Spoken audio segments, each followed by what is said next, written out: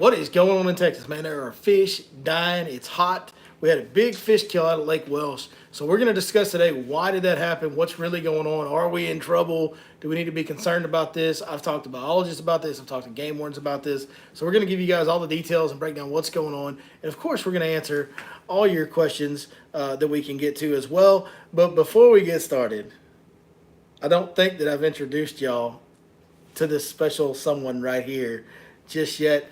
We'd like y'all to meet Miss Berkeley K. Lawson. This is my baby girl. She's about 2.5 months old now. She was born April 26th. And she usually looks kind of angry like she does now. That's just kind of her normal face. When she was born, the first face I saw of her was like, so doesn't mean she's mad necessarily. That's just what she does. Now sometimes when I look at her, she will smile at me every once in a while. What do you think? Can you smile for anybody right now? Do you have anything to say to the people out there? She seems to be pretty obsessed with the camera. She has great camera presence, babe. She's looking right into the camera. There you go. So this is Miss Berkeley K. Want to let you guys meet her. I don't think y'all have gotten to see her yet, but yeah. So pretty precious. Pretty proud dad. I'm gonna let her mama take her back now, so we can talk fishing. She has no emotions. Stone cold killer, you might say.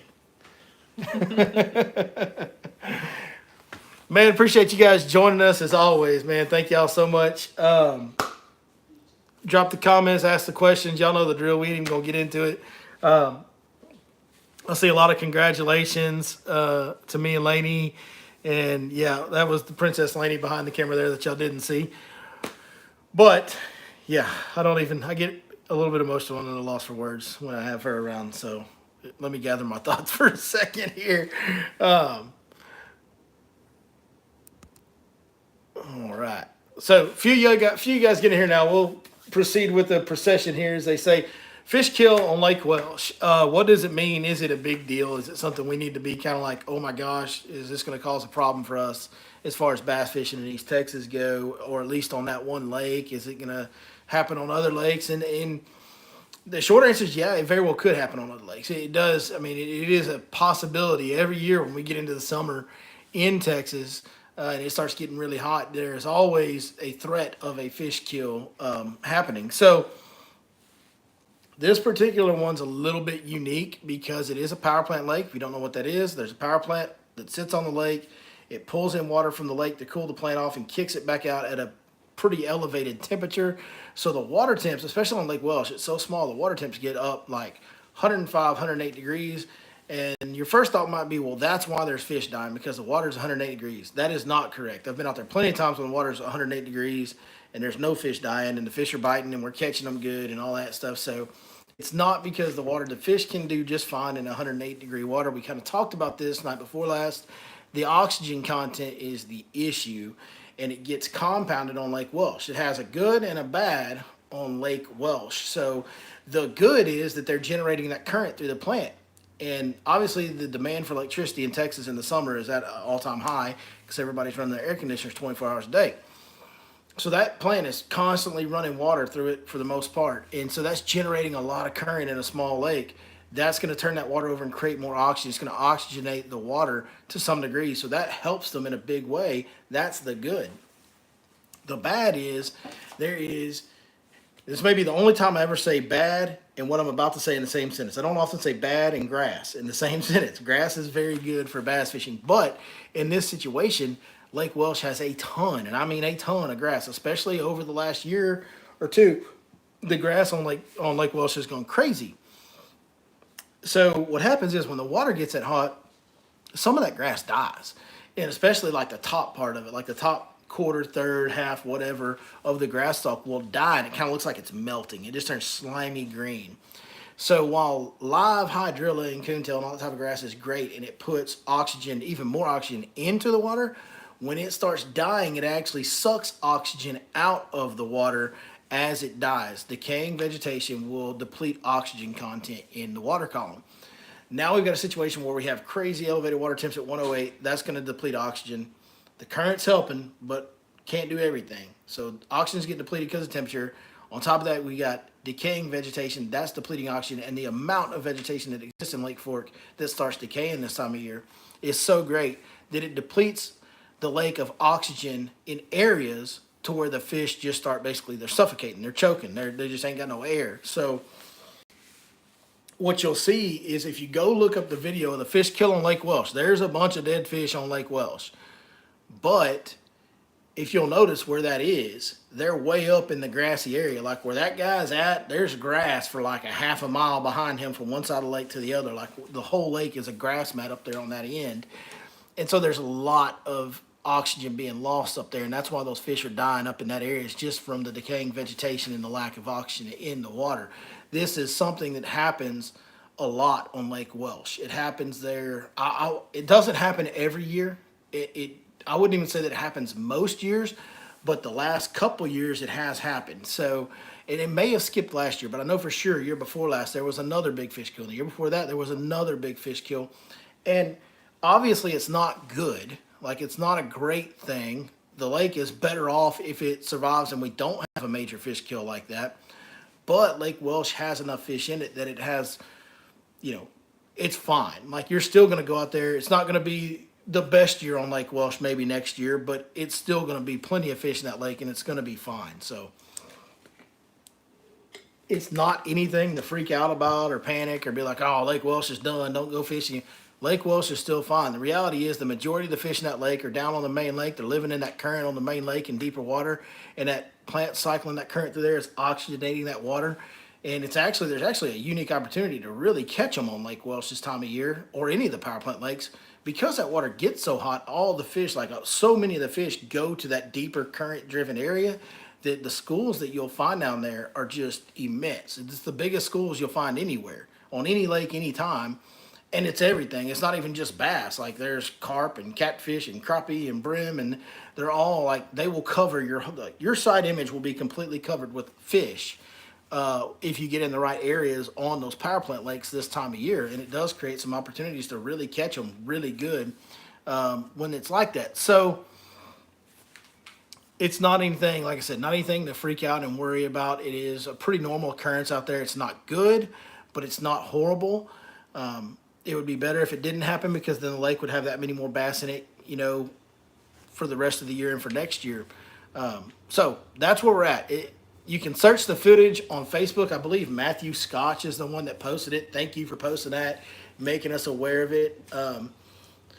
But it's okay. Like it's all right. Like you can go out to Lake Welsh right now today and catch fish. It's not a problem. So that's where we are. If you search Lake Welsh fish kill on Facebook, I think you'll find it. I actually pulled that screenshot from Matthew Scotch's footage, so I hope he doesn't mind. I know he's been a viewer of the channel in the past. So I hope he doesn't mind that I used that screenshot from his footage, because I did. I straight stole that one. So now, what is the risk of fish kill on other lakes? The risk of fish kill on other lakes, on your bigger lakes, is pretty small unless you get a very extreme heat wave. Now, we could go on one of those. Luckily this year we haven't really been over 100 degrees in this area. We've gotten close a few times, but I don't think we've really broke 100 yet. So if you go on one of those long, prolonged streaks of 100 degrees or higher, you can have fish kills on the big lakes too. And it's just a dissolved oxygen thing, like we talked about night before last. That's what's killing those fish. Nobody's spraying grass. I'm buddies with and have line of communication with the biologist in the area. They have not been spraying anything on Fork at all. I'm sure they have not sprayed anything on Welsh. I don't think they have. Not to my knowledge, they haven't. So it's not anything bad or disastrous or intentional going on from our Texas Parks and Wildlife Department where they're doing something that's causing this. It's none of that. It's just a natural cycle of dying grass and elevated water temps.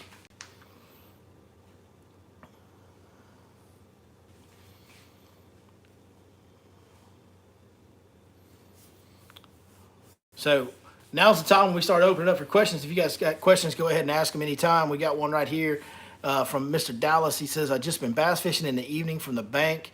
They're biting at my worm but won't take it. Well, first thing you can do is downsize. That can always help. If you're already downsizing and you're still just getting short bites, there is a possibility, a very good possibility, that it is not bass that are biting. There are species that are way more aggressive that will short bite bass fishing lures a lot. They do it on Carolina rigs, they do it on drop shots, and it's usually sand bass, crappie, and brim. Not so much brim as much, but mostly sand bass and crappie will bite your bait hard enough because they get up to 2 pounds at times, and even bigger than that sometimes. And they just they have small mouths and they'll run up there and bite the tail of your bait and bite it and they'll just never get it. But they're hyper aggressive. Like crappie and sand bass can be hyper aggressive, so they will sometimes play with your emotions, Smokey, as they say. You play with my emotions? Yes. They will play with your emotions and mess with you. And a lot of times that is non bass that are doing that.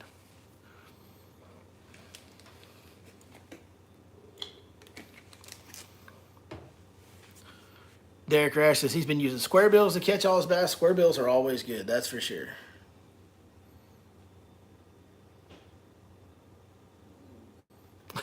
If Blockhead finds out about this, he'll make a video about forward facing sonar fish kills. Well, that would be a little silly because where the fish kill is happening on Welsh, there's so much grass that forward facing sonar is completely irrelevant. It's basically a grass mat everywhere you go up on that end of the lake. So, are they still having the McDonald's Big Bass Tournament at Lake Fork in September? So let's talk about that. I can't believe I haven't addressed this. I should have addressed this already. And I really kind of had an idea to do a standalone video for this. I just haven't gotten to it. But it's actually not the McDonald's tournament. It used to be called the McDonald's tournament because it benefited the Ronald McDonald's House, the charity. There would be some money donated to that back in the day. But the Sealy Outdoors Big Bass Splash happens every year in mid to late September on Lake Fork, and he has several tournaments down on Rayburn and Toledo, and it's probably the most successful big bass amateur tournament. They certainly give away the biggest prizes of any big bass amateur tournament of the year, and really anywhere in the world for bass fishing. It was the biggest one. So Bob Sealy, who by all accounts is a wonderful man, by every interaction I've had with him, is just an absolute gem of a human being. He passed away here real recently. He was he left a mark on the industry. He left a mark on the world. In a lot of ways, I think that's all that any of us can ask for. And he left a positive mark for sure. I know he did with me. Like he was always kind and always excited. He's kind of one of those guys that was everybody's biggest fan. And I've said that about a couple guys we've lost. We've had some blows to the bass fishing world here the last 4 or 5 years, man. It's especially like our little niche East Texas bass fishing world. We've lost some beacons of our world, and and I'm gonna forget some if I start naming them, but Mark Pack and Skeeter Fowler and now Bob Sealy, and Mark Pack and Skeeter Fowler stand out because they were friends of mine. Especially, Mark was a buddy of mine just from being up around the lake and talking to each other at the marinas and stuff like that. But Skeeter was a real friend of mine. His son Austin, I was actually on the phone with him earlier today. They were really good friends of mine. His son used to live next door to me.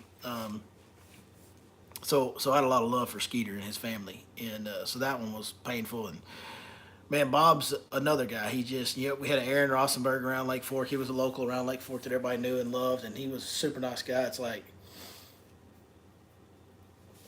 it's always weird. It always strikes me as weird how it's, there's that thing out there that people say where it's like nobody ever talks bad about you after you die. But like, man, it seems like all these guys that we've lost have just been the dudes that were everybody's friend, man. Everybody's friend. And Bob was no exception to that. He was everybody's friend. He was everybody's fan. He was very positive and encouraging every time you were around him. I don't know what their official plan is. This has all happened recently. The family's still grieving. They have to be. And I haven't been just searching their page looking for notifications on what's happening. I would assume the tournament is still taking place. That is a pretty big business. I don't think they're just going to let that go away. And I'm sure that they're going to want to do a tournament to remember Bob. Like, this will probably be a big memorial type deal for Bob. So, it should be a very big event coming up in September on Lake Fork. So, didn't know Bob great personally, but, had plenty of interactions with him, interviewed him on camera a few times. I mixed it up in the burning stump down there with him a couple of times over the years and hung out with him down there. And it was always a good experience with Bob. He will be sorely missed in this bass fishing world. So, Man, rest in peace to Bob, and prayers for his family and all that. So yeah, yeah. But yes, to answer your question, I do think the tournament should still happen. As far as I know, I haven't heard any word about them canceling. I can't imagine they would.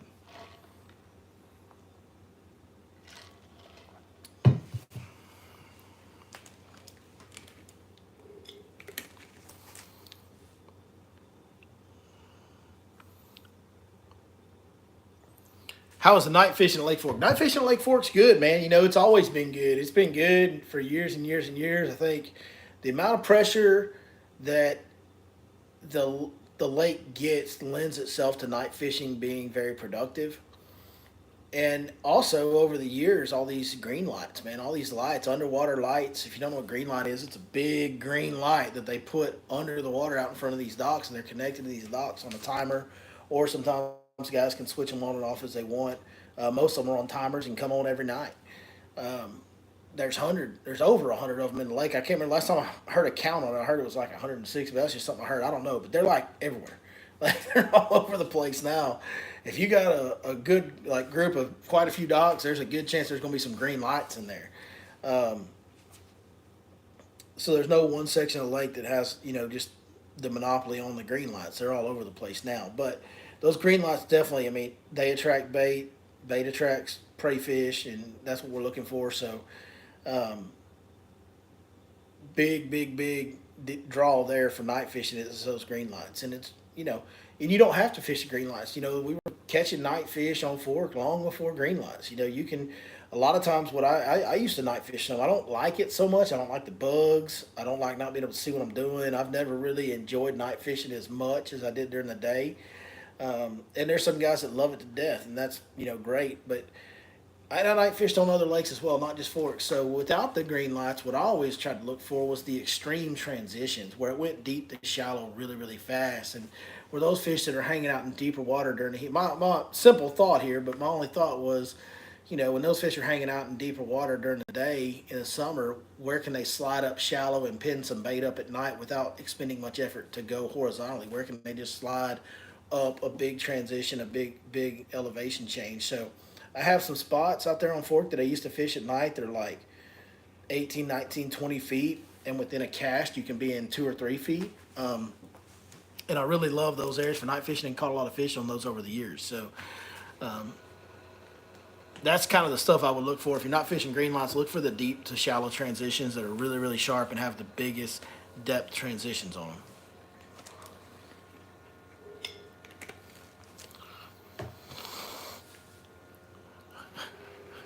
David Blake says, it was smoking hot out on Lake Lanier today. Caught one striped bass, DD only. Yeah, that's right. If you only go catch one, you might as well catch a giant one. It's a shame it had to have the wrong colors on it, though.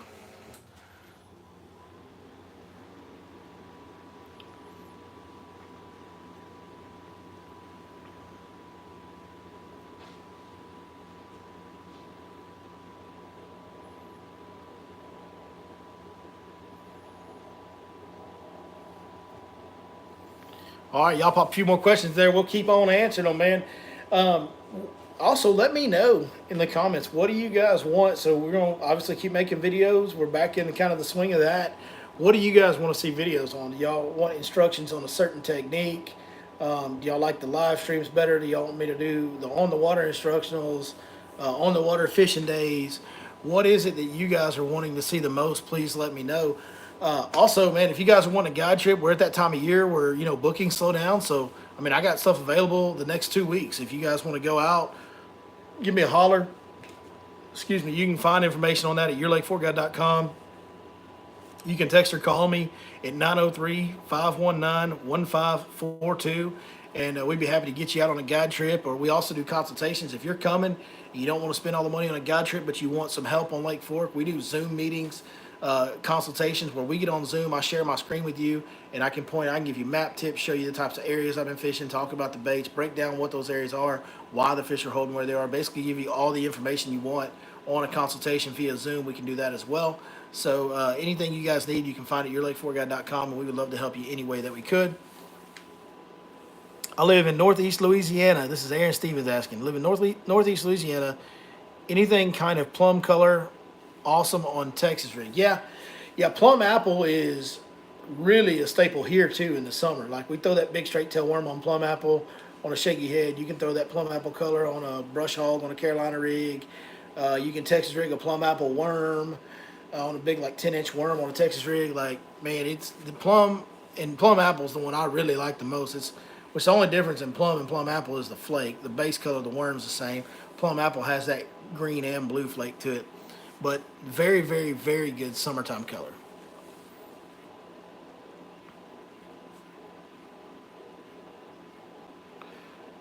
Did the north wind mess y'all up last weekend? I caught 38 keepers on July 4th and 5 babies on July 6th in the exact same spot. I don't know that that's so much the wind messing you up there. If you know, I think that in the summertime, fish move more. Fish are cold-blooded creatures. So the hotter the water gets, the hotter their metabolism gets, the hotter their blood flow gets. They just seem to move more in the summer. Like you can really now with live scope, you can really see that. Where I think that's why you see live scope be so successful for giant bass in the wintertime is those fish slow down and they don't because now that we've got live scope, like bass are always moving all the time. Like they never stop moving. In the winter, that movement is much slower than it is in the summer. They're like, it's hard to keep them on your screen a lot of times. They're getting it out there. You kind of need to find a school of them to keep them on your screen and get them competitive where when you get your bait around them, they all, once one looks at it, now another one looks at it, and you see that on your live sonar stuff in the summertime. Whereas in the winter, you can find a solo fish and it'll move slow enough you can kind of stay on him and target him that way. So the fish changing on your area or your spot or whatever, that literally could just be because it's summer and fish move around a lot more in the summer.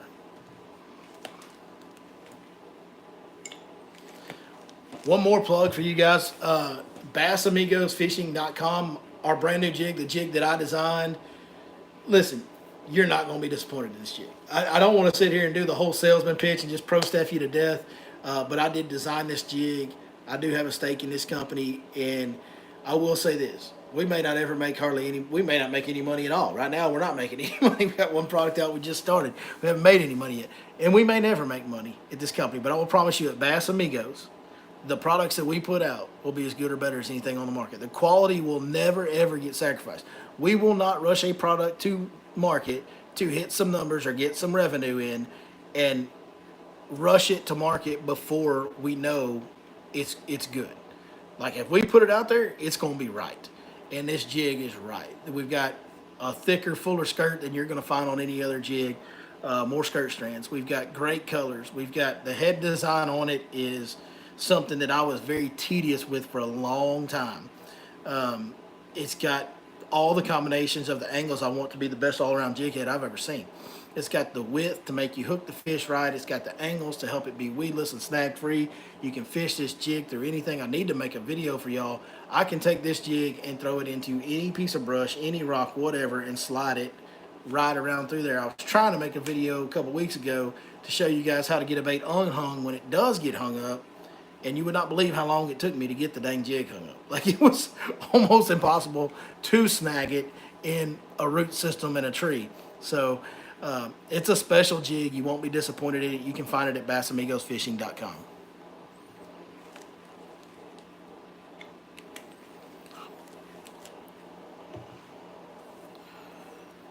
Justin Hodges talking about that spot. The fish changed size on him. He said it looked like a shad spawn with all the bait, but they were not there. 7-6 long shallow point. Probably not a shad spawn at this time of year. Probably what happened there was you had shad feeding on that shallow point on plankton.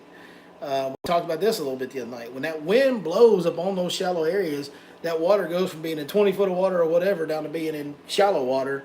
Well, that condenses the plankton content as it blows that water up onto that point or across that point. It condenses the plankton content in the water, and that's where those shad really like to feed. So especially if you had some wind there that morning or that day, that was probably what was going on is there was shad feeding on plankton. I don't think it was a shad spawn this late in the year, and a true shad spawn is pretty obvious. The water is boiling with shad flicking around. So I don't think it would have been a shad spawn this late in the year. One thing I know in fishing is I don't, so I'm not ruling out that possibility, not saying you're wrong. It could have been a shad spawn because I know I've seen crazy things. I've seen bass spawning in the fall. I've seen a bass on a bed in the middle of summer that didn't make any sense. I've seen them in the middle of winter when it didn't make any sense. So uh, these fish are not super smart creatures, and they do crazy things for no reason sometimes because they're just not very smart, and their wires get crossed sometimes. So it could have been a shad spawn, but odds are it was not.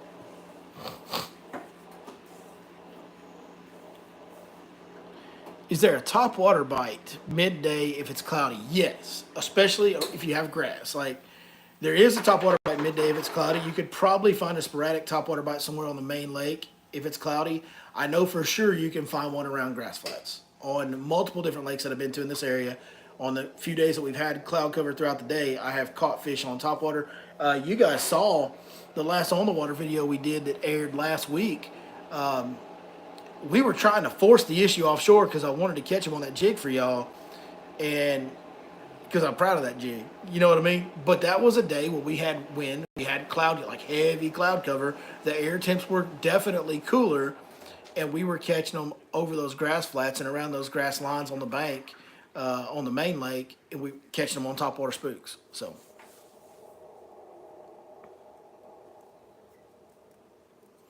Have I tried ice fishing? I've never been ice fishing. I,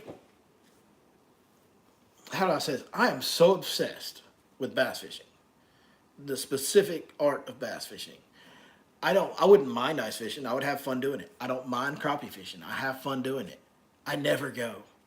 I just want to bass fish. It's like I never get tired of the bass fishing thing. It's the one thing that I want to do all the time. So while I would be open to trying ice fishing, that would require some travel for me and all that, and leaving winter bass fishing here, which I love. So it would, that's just my deal. I'd rather stay here and go catch big bass down here in the winter, even when you're only getting a few bites a day when it's cold. So that's just my personal preference.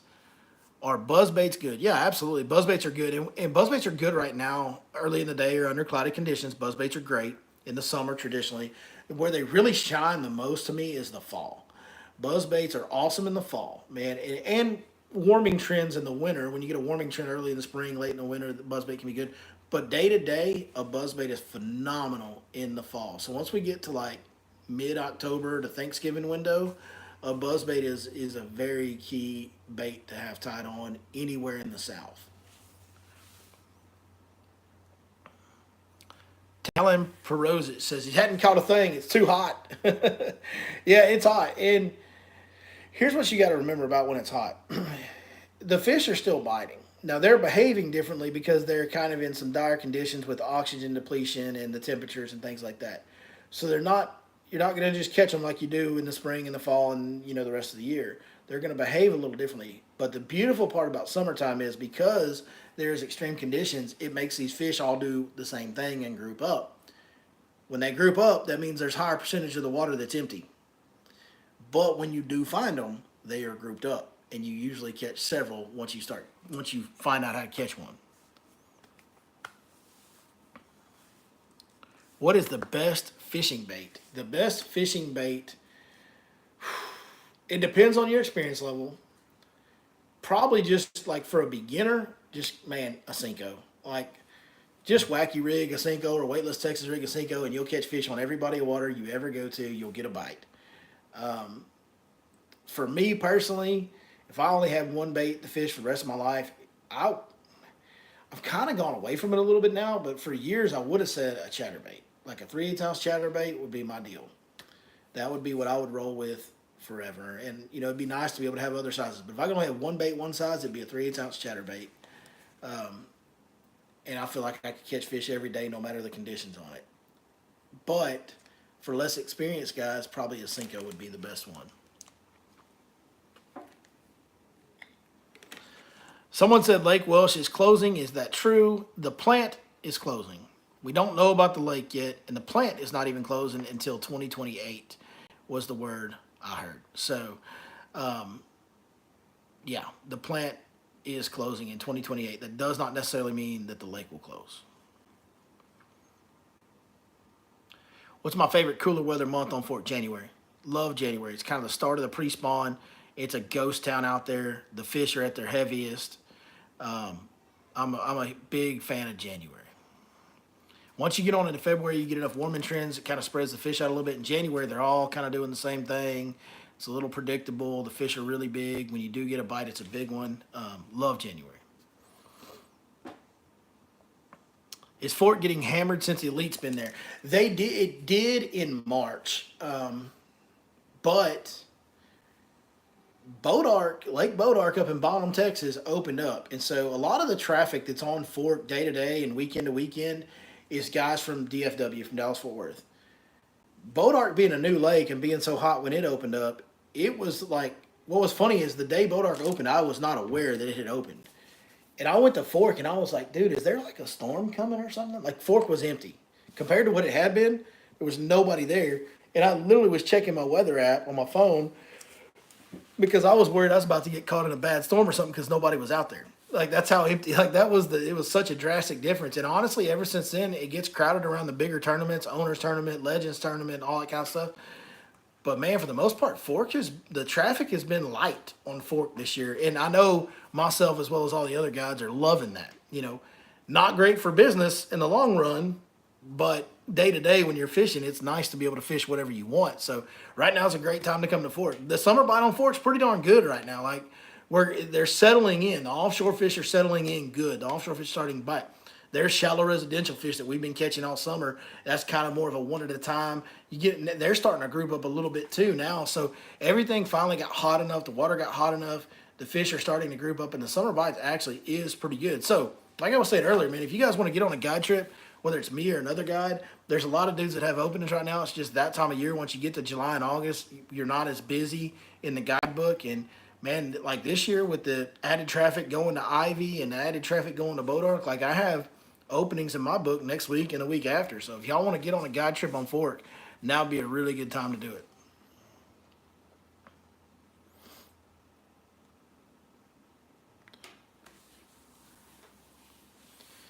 Are we down south? Yeah, I'm in Texas, man. Lake Fork, Texas, hour east of Dallas.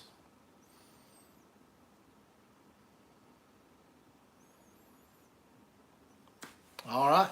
Y'all got some more questions. Keep on pounding them in here. I'll keep on answering them, guys. Appreciate y'all joining us tonight. Appreciate you guys joining us tonight. I will be getting off here pretty soon because I will be going to a flag football practice here in a little while. But I do appreciate y'all hanging out with us tonight as always. Again, let me know what kind of videos you guys want to see in the future in the comments. On the water instructionals, going in depth on the water, giving you examples of how to fish it, things like that. Do you want to see the on the water where I just go fishing and tell the story of the day of how we're catching them? Y'all want more live streams? Let me know what kind of videos you guys prefer the most. Do you still do the seminars? I don't, man. We did those for like 6 years. We did seminars. I think it's five or 6 years we did seminars, and we did them every other Friday night. And, my boys, I've got 2 older boys. As they get older, I've got a 14-year-old and an 11-year-old. They got more involved in sports. It's pretty much year-round with the sports with them now. They're involved in other extracurricular activities as well, band, theater. Man, we're just running and going with them, and that makes it hard for me to, dedicate Friday nights to a seminar when they've got stuff going on. I just, it's to my own detriment business-wise, but, like, I don't want to miss anything with them. Like I want to be involved in everything that I can. I want to do everything I can with them. It's a finite existence of them as a child. So, yeah, that's what's going on there. That's why we don't do the seminars. So, hello from Oklahoma. Appreciate Oklahoma jumping in the chat, man. Appreciate it. Did the hurricane affect Fork any? Not really. I mean, we got some rain. We got some good rain out of it. But no, it's not. When it got here, it was no different than any other storm we've had here. Dozens of times this year. We've had a lot of rain this year. On the water seminars with complete equipment breakdown. So it's like on the water instructionals, in-depth instructionals.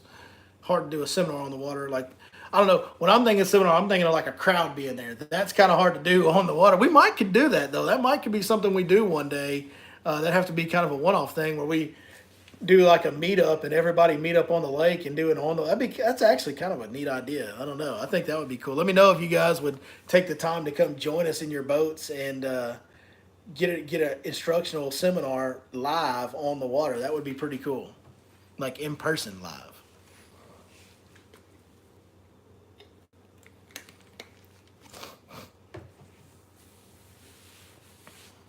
Let's see. Scream as loud as you can. You want me to scream as loud as I can right now? Well, I was holding a baby when this live stream started. I'm not going to do that because there's a 2.5-month-old baby right over there. So I'm not going to scream and scare my baby to death. If I was in the garage, I would do it. I would do it. Oh, here we go. All right. This is a real YouTube live stream now. We've got the trolls in. If you've never seen the trolls come into the chat on YouTube, it's a pretty special experience. I recommend reading the comments right now. It's going to start getting, if they hang around, it'll start getting interesting.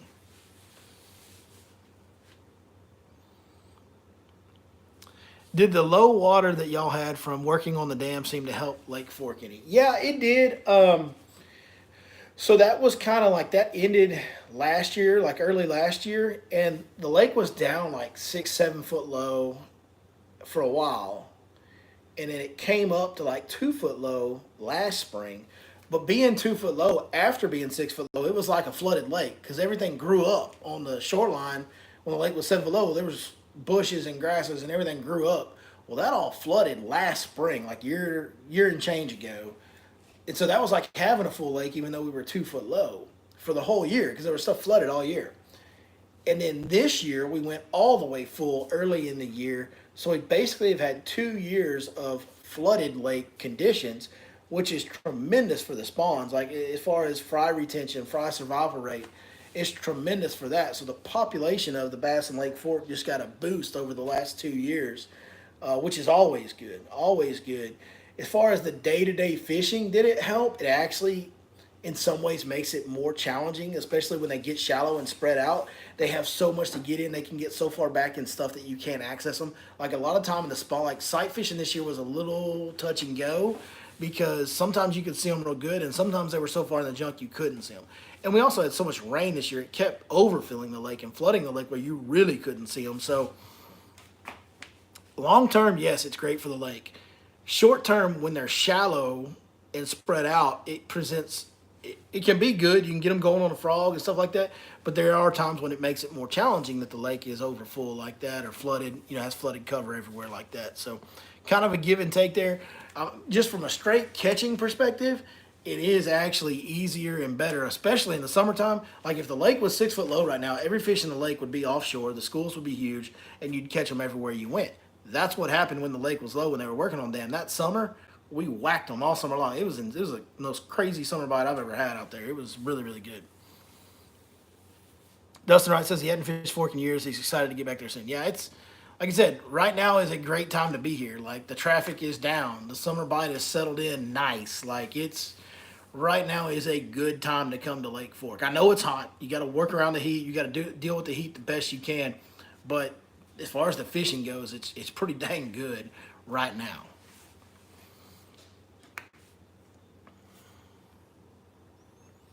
Let's see what time it is. Caught you at 10-6 there about 8 years ago. Yeah, I mean, it's, I know Ivy's gotten so much of the attention in some of the West Texas lakes. There's other West Texas lakes that have kicked them out too. And that's such a live scope driven deal out there. Those lakes are smaller. They're more open water. The trees aren't as tall. Like they set up really good for the live scoping deal out there. Whereas Fork presents some challenges to truly live scoping where you're out there searching for fish on your trolling motor all day. That's hard to do in Fork with all the timber and everything we got. So there's some challenges to doing that here. It's easier to do that in West Texas. That's why I think you've seen a lot more of the production of the big fish out there on the live scope deal. But when it comes to your everyday guy going to a lake for a day or 2 or 3 days or even a week, and that guy just being a traditional fisherman and trying to catch a big bass, there is no place, and I mean no place on earth like Lake Fork. And just the sheer number of like the 4 and 5 up to 9 pounders that get caught in Fork. No place matches that. We know that. We see that every time the Elite Series comes here. And it's like no matter what the conditions are, no matter what happens, it's going to be well over 100 pounds to win. Like it's the biggest bag of the year no matter where they go throughout the year. Like Fork is so special, man. Like it's hard. Like the fish are pressured and there's times, like right now the fishing on Fork's pretty good. But it is difficult to catch Lake Fork bass at times. They're extremely pressured. probably more so per acre than just about anywhere in the country over the years. But the population that lives in Lake Fork, the size of the fish on average is like, I mean, it's the greatest trophy bass lake of all time. The data supports it. I know Ivy's kicked out a lot of giants the last couple of years, but if you're talking about all time, you got to take in history too. And there's no place like Fork. No place like Fork. I'm laughing because Spencer Smith just jumped in here with a doozy of a comment. He needs a liberal tears show. I'll be honest with you, man. It's so sad that the state of leadership in this country is so sad that I've kind of had to put my head in the sand and pretend it doesn't exist because it's just depressing, man. Like, I served in the military and I'm a very patriotic guy, and it breaks my heart to see where we're at. And I don't even really talk about it anymore. What he's talking about is used to, I would do 10 seconds in liberal tears where I would say something smart aleck about liberals and then say, go cry about it. It was fun and it was funny, but it's not even funny anymore. Like it's bad, guys. Like what's going on in this country with leadership is so bad that it's disheartening, and I don't even want to think about it, man. Do I think the Berkeley tournament will be good this fall? Well, absolutely, yes. Always is. Number one, it is because Bass Champs does such a phenomenal job putting on an event, right? Like that's part of what makes it great. But yeah, no, I think we're set up for a good fall bite. There's more grass in the lake than there has been in quite a long time, and that's going to help your fall bite. Like your everyday guy that wants to run down the bank and fish grass and throw a chatterbait and throw a swim jig and a buzz bait and those type of things that are fun to do in the fall. You need some vegetation in the lake for that fall bite to be good all across the lake. And man, we've got a lot of vegetation in the lake this year. So it's shallow vegetation. It's not growing out super deep, but it'll be for the fall bite. It should be phenomenal. Then there'll be, the guy that'll win it will be dragging a big worm somewhere out off the bank in the middle of the lake somewhere, and he'll catch a 10, 11 pounder, and that'll be who wins it most likely. But man, I've caught some big, giant 10, 11 pounders up shallow around grass on big swim baits and stuff in the fall. So, yeah, I think the lake's going to set up for a good fall period, a very good fall period. And that's another, I hate to keep plugging this, but, it is part of the gig, right? Like, y'all saw that little girl that I was holding in the beginning? Like, her mama wants her to have expensive stuff, so I need lots of guide trip books. So, if you guys want to book a fall trip, you can get those lined up. I will tell you, the dates leading up to the Sealy Big Bass Splash, the dates leading up to Berkeley get booked pretty early. So I've already had a couple of those dates get booked. Those won't last very long. So if you want to book dates leading up to those tournaments with me or any of the other guys around Fork, you need to get on that pretty quick.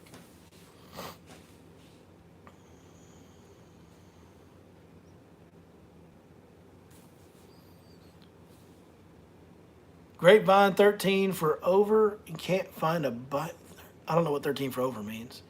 Can't find a bite. Do you think the fish are spread out too much or seriously confused? Might be just me. I don't think the fish are spread out, Seabach. Seabach, you've been around for a long time. Appreciate you still being here, brother. I don't think the fish are spread out. This time of year, the fish are grouped up. I think what's happening is there's, like I said a little bit earlier, when you got fish grouping up, that means there's a much higher percentage of the water that it has nothing in it.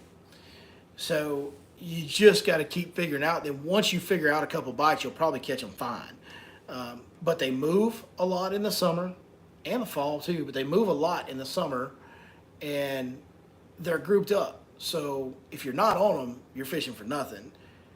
When you do get on them, sometimes they can still be kind of moody because it is hot and it is summer. So sometimes it's hard to get on the bite. But once you get on them and figure out how to trigger a bite, you should catch quite a few in a given area. So, or a given spot, a given piece of structure offshore or something like that. So just keep grinding, dude. Like it's hard to figure out in the summer. Then once you figure it out, it's like light bulb goes off and you catch them all. That's kind of typically how summer fishing goes.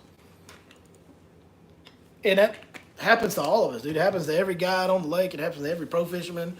In the summer, they'll be like nothing. Bam, they catch them all. And there'll be days where you never connect with them, like, and then you'll just struggle and only get a couple bites. That's the reality of fishing, guys. Is we're making these fish bite plastic and metal. Like, you ever eaten a metal hot dog or a plastic hamburger? No? Okay, well, they do every day or we wouldn't be here. But it's not always easy to get them to bite plastic and metal. So, this game, we have a lot more days that are tough and we're trying to make them bite than there are days where they're just chewing. I was hoping, Warren says he's hoping the grass was good. Yeah, the grass is in good shape on Fork right now. Really is. Really is. Boba says he's got a question. Well, this is the time to ask it, brother. No better time than the present.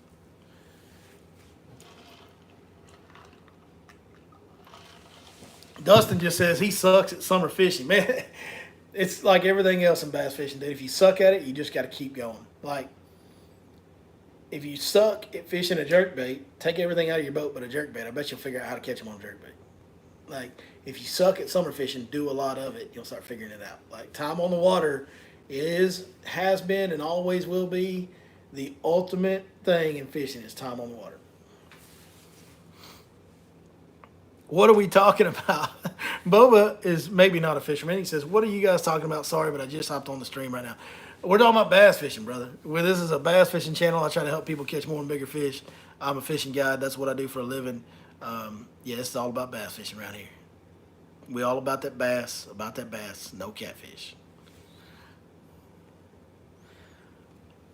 All right. Yep, I got to get going, guys. Hey, man, I appreciate you guys joining us as always. I do got to get going to my youngest son's flag football practice.